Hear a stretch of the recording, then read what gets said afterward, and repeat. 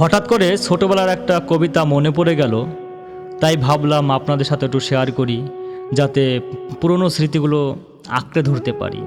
কবিতাটা কালিদাস রায়ের মাতৃভক্তি কবিতাটা।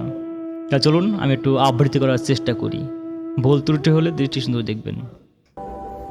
আমি দেবাশিস, কিছু না বলা কথাকে কণ্ঠ দেই।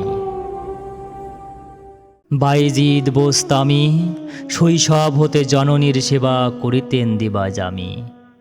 দুপুর রাত্রে জননী জাগিয়া ডাকিলেন, বাসাধন বড়ই প্যাস পানি দাও, বলে মুদিলেন দুনয়ন। দেখিল বালক ঘরের কোণের কলসিতে নাই পানি, বহু দূর পথ ঝর্ণা হইতে কলসি ভরিয়া আনি। মায়ের তৃষ্ণা মিটাইবে বলি গভীর অন্ধকারে ছুটিয়া বাহির হইল একাকী কলসি লইয়া ঘাড়ে। জল ঢালি পিয়ালায় সুপ্তা মাতার শয়ন শিয়রে দাঁড়ায় রহিল ঠায়। ভাঙালে নিদ্রা হবে অপরাধ, কখন ভাঙিবে নিদ, সেই ভরসায় পানি হাতে খাড়া রহিল সে বাইজিদ। পূর্ব গগন ফর্সা হইল ডাকিয়া উঠিল পাখি, জননী মিলিল আখি।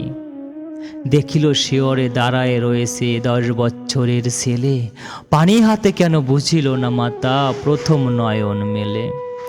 সহসা পড়ল মনে, গভীর রাত্রে পিপাসার পানি চেয়েছিল বাসাধনে।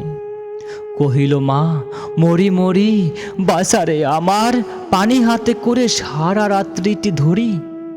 দাঁড়াইয়া আসো ঘুমাওনি আজ, চোখে এলো জল ভরি। পুত্রের কোলে নিয়া মা চুমিল বার বার মুখখানি। কহিল জননী নয়নের মণি, সাধারণ শিশু নও, খোদার দোয়ার বরকতে তুমি জগৎ পূজ্য হও।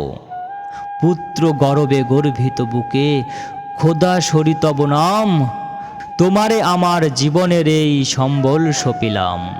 বিফল হয়নি মায়ের আশিস হৃদয়ের প্রার্থনা, জগৎ বন্ধ জ্ঞান গুরুদেব বাইজিত একজনা।